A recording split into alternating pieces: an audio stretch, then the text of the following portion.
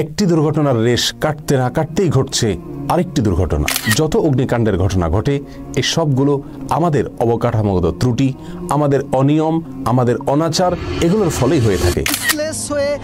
Senseless হয়ে এসেছেন বেশ কয়েকজন। আমরা সেন্সলেস অবস্থায় আসলে 8 জনের অধিক মানুষকে দেখেছি যারা আসলে অজ্ঞান অবস্থায় এসেছেন। থেকে শুরু করে সব কিছু আসলে একাকার বেগ পেতে হচ্ছে এমন একজনকে আমরা আসলে সবাইকে দেখাবো না। শামীম, আমরা একটু আপনার কাছে অনুরোধ করছি, আসলে যে পরিমাণে শিক্ষার্থী সেখানে আহত হচ্ছে, অনেকেই ঝলসে গেছে এবং টেলিভিশন স্ক্রিনে যারা দেখছেন অনেকেই দুর্বল চিত্তের আছেন, যারা হয়তো এটা সহ্য করতে পারবো না।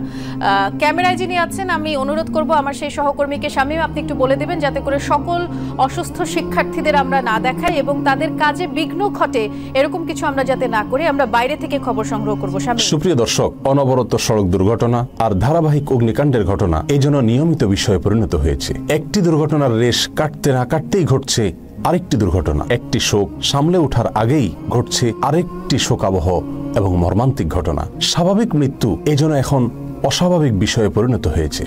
কেন স্বাভাবিক জীবনযাত্রা আমাদের দিন দিন ব্যাহত হচ্ছে? এ বিষয়ে কোরআনে কারীম এবং রাসূল কারীম সাল্লাল্লাহু আলাইহি সাল্লামের সুন্নাহ থেকে আমরা বেশ কয়েকটি কারণ উদ্ঘাটন করতে পারি, যে কারণগুলো আমাদেরকে সুস্পষ্টভাবে দিক নির্দেশনা দিবে কিভাবে আমরা এই সমস্ত ঘটনা থেকে উত্তরণের পথ খুঁজে পাবো। কোরআনে কারীমের সূরা রোমের 41 নম্বর আয়াতে আল্লাহ সুবহানাহু ওয়া তাআলা ইরশাদ করেছেন, যাহারাল ফাসাদু ফিল বাররি ওয়াল বাহরি বিমা কাসাবাত আইদিন নাস লিয়ুযীকাহুম বা'যাল্লাযী আমিলু লাআল্লাহুম ইয়ারজিউন। আল্লাহ সুবহানাহু ওয়া তাআলা ইরশাদ করছেন, স্থলে জলে পৃথিবীর যে কোনো স্থানে যত ফাসাদ, যত বিপত্তি, যত দুর্ঘটনা, যত সমস্যা ঘটছে এর সবগুলো ঘটছে মানুষের হাতের কামাইয়ের ফলে, মানুষের কর্মফল হিসাবে এগুলো ঘটছে। লিয়ুযীকাহুম বা'যাল্লাযী আমিলু, আর এগুলো ঘটছে এই জন্য যেন মানুষ স্বীয় কর্মের কিছুটা ফল ভোগ করে এবং নিজ কৃতকর্ম থেকে সে ফিরে আসে সঠিক এবং সুন্দরের পথে, সুস্থ এবং ভালো পথে।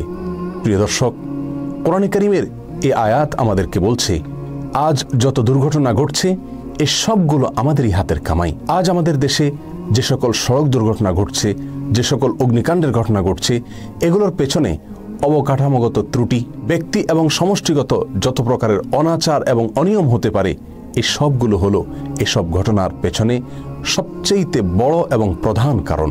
একবার মদিনাতে রাসূল করিম সাল্লাল্লাহু আলাইহি সাল্লামের জীবদ্দশায় একটি অগ্নিকাণ্ডের ঘটনা ঘটেছিল।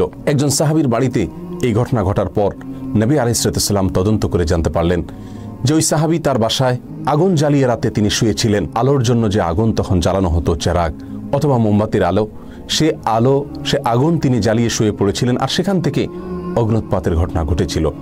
রাসূলুল্লাহ সাল্লাল্লাহু আলাইহি সাল্লাম এই ঘটনার পর সমস্ত সাহাবায়ে কেরামকে লক্ষ্য করে নির্দেশনা জারি করেছিলেন যে তোমরা কেউ ঘুমোতে গেলে অবশ্যই তার বাড়িতে থাকা আলোর উদ্দেশ্যে জ্বালানো আগুন এটাকে নিভিয়ে তারপর তোমরা শুইবে। রাসূলুল্লাহ সাল্লাল্লাহু আলাইহি সাল্লামের এই নির্দেশনা থেকেও পরিষ্কারভাবে দিনের আলোর মতো ফুটে ওঠে যত অগ্নিকাণ্ডের ঘটনা ঘটে এই সবগুলো আমাদের অবকাঠামোগত ত্রুটি, আমাদের অনিয়ম, আমাদের অনাচার, এগুলোর ফলেই হয়ে থাকে।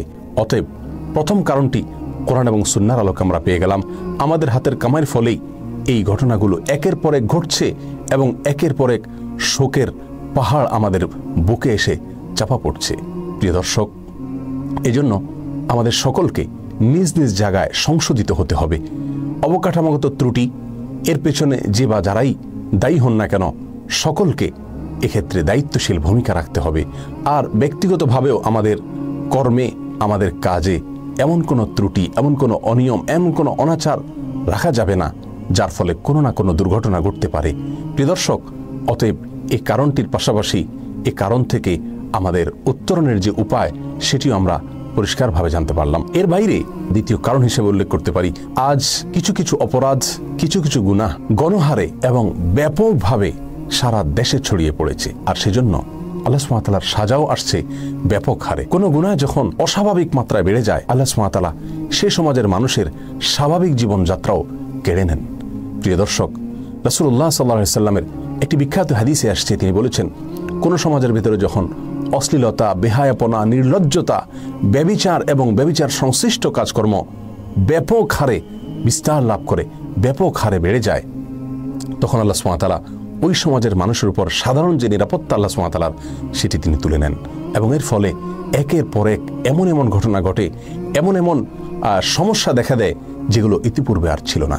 প্রিয় দর্শক, সেই জন্য আমাদের উচিত হবে গণতওবা করা এবং বিশেষ করে যে অপরাধটির ফলে আল্লাহ সুবহানাহু ওয়া তাআলা মানুষ থেকে নিরাপত্তা তুলে নেন সেই অপরাধটি থেকে তওবা করা এবং আমাদের তরুণ প্রজন্মকে, যুবক যুবতীদেরকে এবং সকল শ্রেণী পেশার মানুষকে, সকল বয়সের মানুষকে এই দিকটা অন্তত খুব গুরুত্বের সাথে দেখা, যেন কোনো প্রকার ব্যভিচার এবং ব্যভিচারের মাত্রা যে হারে বাড়ছে সেটি যেন আর না বাড়ে, বরং সেটি যেন কমতে থাকে। তৃতীয় যে কারণে এ সকল দুর্ঘটনা একের পর এক ঘটছে এবং কোনোভাবেই এর লাগাম টেনে ধরা যাচ্ছে না, সে কারণটি হলো কিয়ামত অত্যন্ত নিকটবর্তী হয়ে গেছে।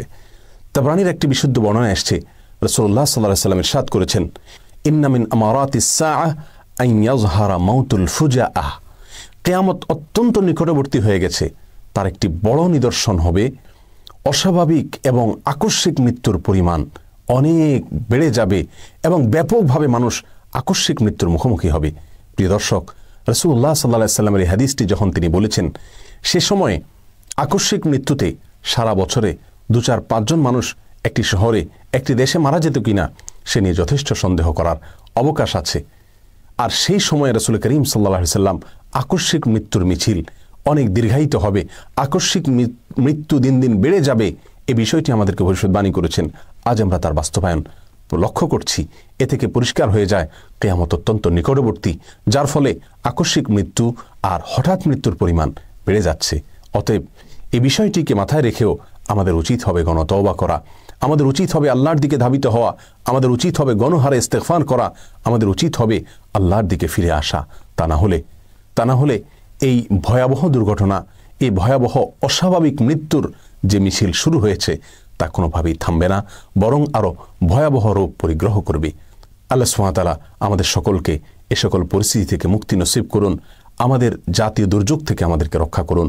অবকাঠামোগত ত্রুটি, অনাচার এবং অনিয়ম যেগুলোর ফলে একের পর এক দুর্ঘটনা ঘটছে, একের পর এক প্রাণহানির ঘটনা ঘটছে, মৃত্যুর মিছিল দিন দিন দীর্ঘায়িতই হচ্ছে, আমাদেরকে সেই প্রধান কারণটি চিহ্নিত করে সেটা থেকে উত্তরণের পথ আমাদেরকে খুঁজে বের করতে হবে। প্রত্যেককে দায়িত্বশীল ভূমিকা পালন করতে হবে এবং গুনাহের ব্যাপারে, আল্লাহর অবাধ্যতার ব্যাপারে যে গণহারে গুনাহ চলছে, বিশেষ করে অশ্লীলতা এবং বেহায়াপনার যে ব্যাপক বিস্তৃতি দিন দিন ঘটছে, এ থেকে আমাদের সকলকে বেরিয়ে আসতে হবে, এর লাগাম আমাদেরকে টেনে ধরতে হবে। সেই সাথে কিয়ামত নিকটবর্তী হয়ে গেছে, আল্লাহ সুবহানাহু ওয়া তাআলার কাছে ইস্তেগফার করতে হবে এবং তওবা করতে হবে। তবেই এই সমস্ত ঘটনার রেশ ইনশাআল্লাহ বন্ধ হতে থাকবে এবং এই সমস্ত ঘটনা কমতে থাকবে। আল্লাহ সুবহানাহু ওয়া তাআলা আমাদের সকলকে নিরাপত্তার যে বিশাল বড় নেয়ামত রয়েছে সেটি দান করুন এবং অগ্নিকাণ্ডের মৃত্যু থেকে বাঁচার জন্য নবী আলাইহিস সালাম দোয়া করতেন। আমরা সেই দোয়া পাঠ করব, আল্লাহুম্মা ইন্নী আউযু বিকা মিনাত তারাদ্দি ওয়াল হাদমি ওয়াল গারকি ওয়াল হারিক। হে আল্লাহ, আপনার কাছে উঁচু জায়গা থেকে পড়ে গিয়ে মৃত্যু, অথবা কোনো দেয়াল ধসে মৃত্যু, অথবা পানিতে ডুবে মৃত্যু, অথবা আগুনে পড়ে মৃত্যু থেকে আমরা আপনার কাছে আশ্রয় চাই। এ দোয়া আমরা খুব বেশি বেশি করে পড়ব। আল্লাহ সুবহানাহু ওয়া তাআলা আমাদের সকলকে এ সকল আকস্মিক মৃত্যু থেকে হেফাজত করুন। আর যে সমস্ত ভাই বোনকে আমরা হারিয়েছি, আল্লাহ সুবহানাহু ওয়া তাআলা তাদেরকে এই আকস্মিক মৃত্যুর ফলে যে শাহাদাতের মর্যাদা পাওয়ার কথা হাদিসে রয়েছে, তারা যেন সে শাহাদাতের মর্যাদা পান।